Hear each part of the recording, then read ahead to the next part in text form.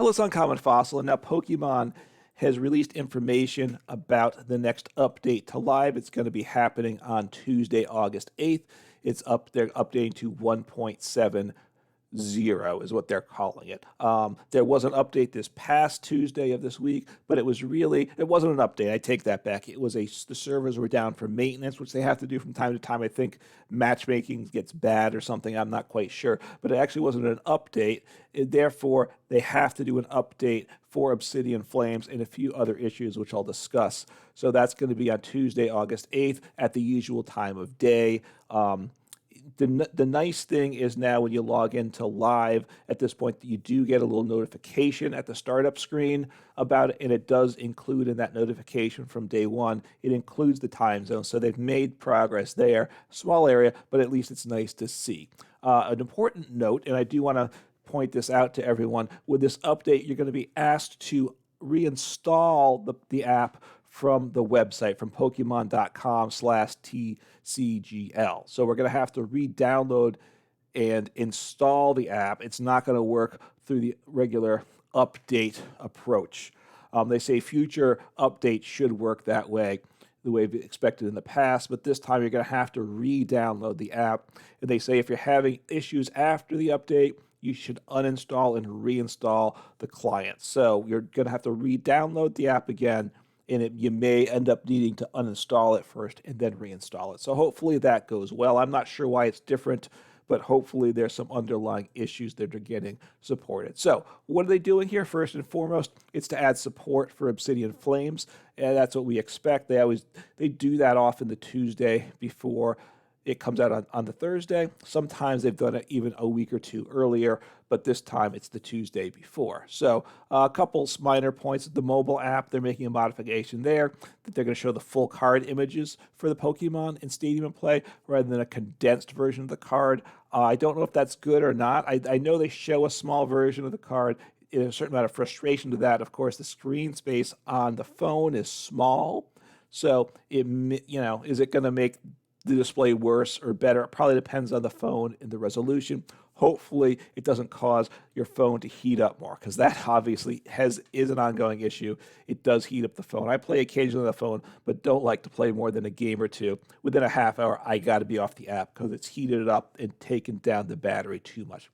They're going to update some of a visual effect when there's multiple tools attached. No big deal there to me. They're adding an empty energy icon for attacks that have 0 energy cost. That's fine. I mean, no big deal. There's a couple card fixes, which is good.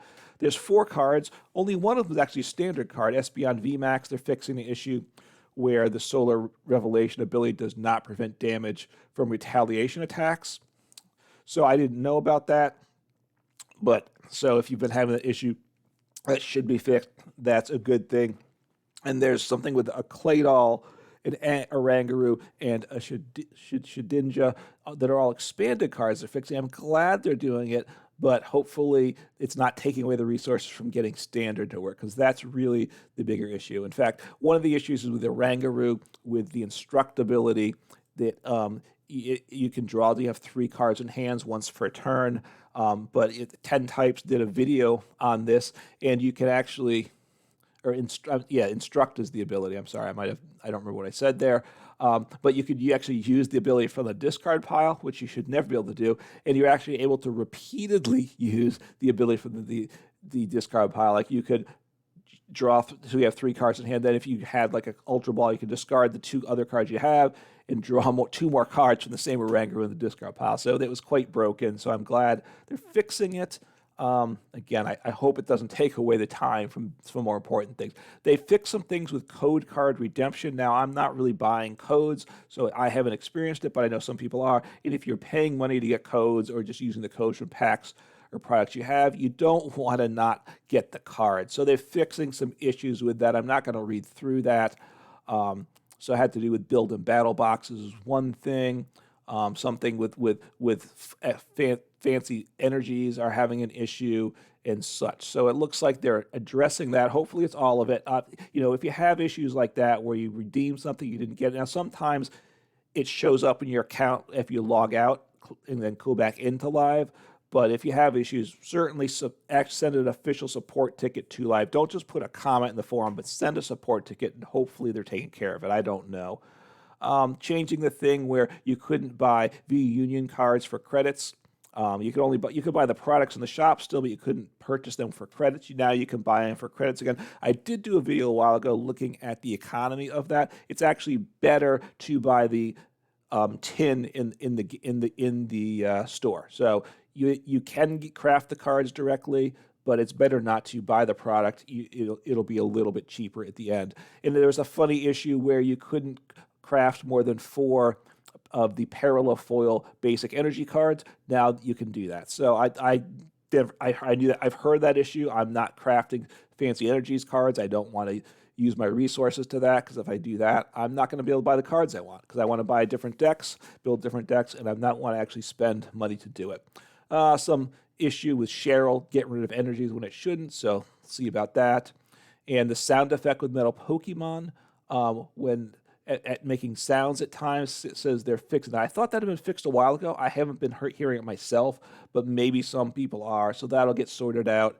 And some issues in the shop, so where you can get certain things. So it's all fine and good. Obviously, we need to get support for Obsidian Flames, so that's important. Fixing a few issues is good. They're mostly minor issues. I'm glad for the redemption issues when people redeeming codes, because that's certainly frustrating if you actually spent money on something and get nothing for it.